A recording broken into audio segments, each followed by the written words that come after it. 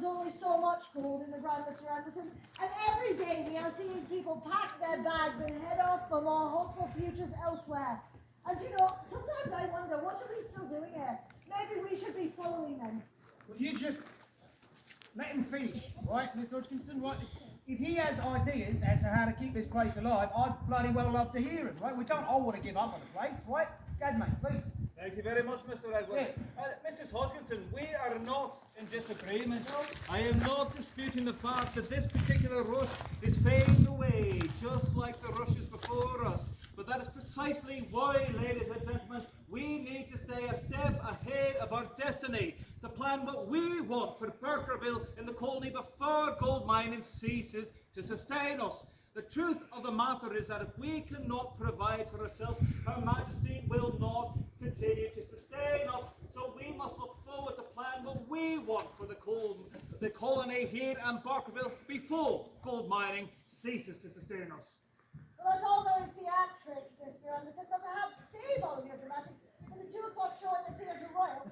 You've got a point you want to make. We can all see that. Why don't you just make it? As a matter of fact, I do. I believe that there is a very clear path ahead of our colony of British Columbia. You see, a mere 2 years ago, a new nation is formed called the Dominion of Canada. I believe that our best path... What is there to dispute, Mrs. Hodgkinson? Let's see. The Dominion of Canada is a loyalist nation. We know that they want us, ladies and gentlemen. If we join in with them, they will build a railway from sea to sea. We can be linked across a continent, move beyond gold mining into other sources of industry and prosperity. And we can maintain strong ties. Confederation is the answer to the situation that we are in. God save the Queen. Yeah, mate, God save the Queen. You know, if you ask me... But no one did, actually. Well, let's say you bloody did, right? If you ask me, well, the way that we stay a strong British colony is we remain with England, right? We don't leave the British crown, right? Because if we can do that, right, Her Majesty would be happy to keep us if we expand past gold mining and all this prosperity we could bring, right? Her Majesty would be happy to bloody keep us. All we've got to do is bloody do it, mate. Mr. Edwards, I'm afraid to say that you are being naive. If we don't plan ahead, this will all fade away. It'll be a tragedy. So we've never been here before, all because we failed to plan and anticipate. Now, Mr. Anderson, you seem to be forgetting. Canada is nowhere near us. Why would we join with the Dominion of Canada when there is another option right within striking distance?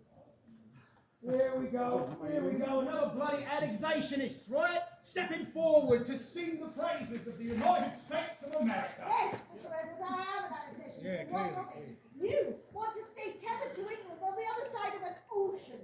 You, Mr. Anderson, want to join with the Dominion of Canada on the other side of the continent. And yet America in 1867 purchases Alaska, which places British Columbia as a mere impediment to manifest destiny in so many ways.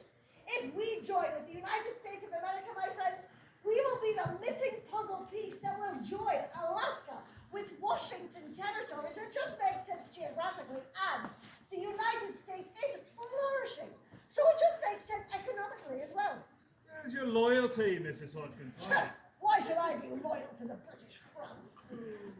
Oh, for goodness sake. All right, listen, gentlemen. When we started this colony, we needed England. We needed her systems of governance and justice to get us started.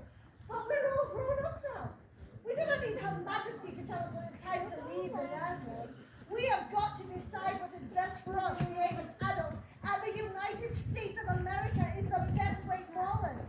America's a fine nation, right? I'll give you that, but it's not what we're all about. Really, Mr. Edwards, what are we all about then? Are we all about coming into an already inhabited land and planting down a flag and calling it British just because we want the national resources? You tread very carefully there, Mrs. Hodgkinson. Why, Mr. Anderson, why should I tread carefully? Let me ask you this both of you. How do you think history is going to paint us after we've gone to meet our maker? Do you think history is going to paint us as heroes who come and create a brave new land?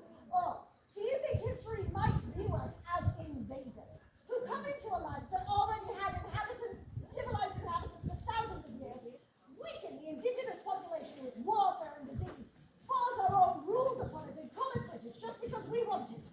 Do not be saying, my friend,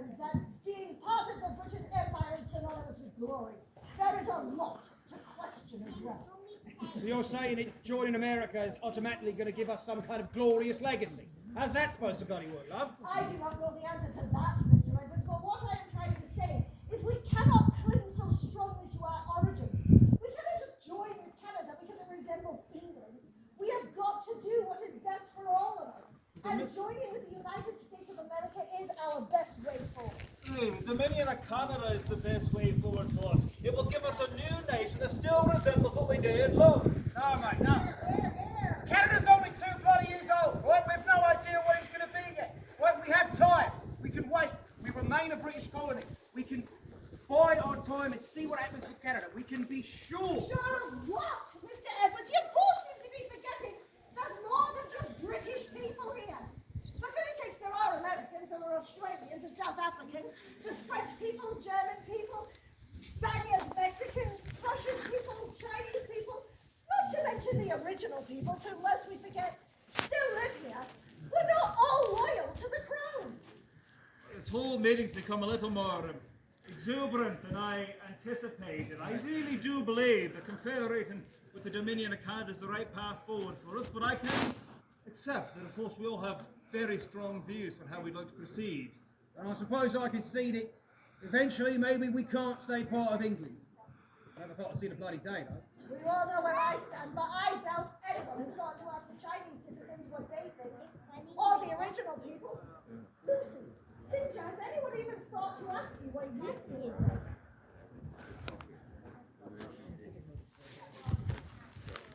I'm happy to speak a few words to you.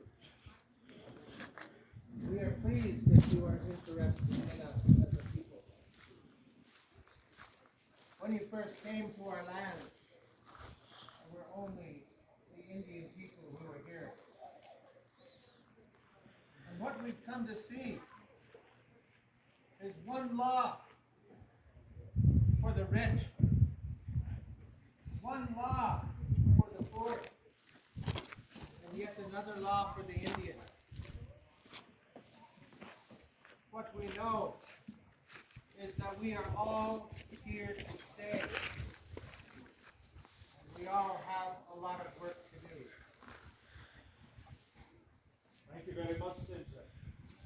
Well, I believe we all need to continue speaking about this, but perhaps in a less formal setting. I would suggest a saloon, but I understand that you both cannot join us there. So I would like to propose that tomorrow morning we meet at the Theatre Royal. Is that acceptable for all? Right. Peter Royal. Well then, meeting adjourned. We'll see you tomorrow. Right. Thank you for joining us.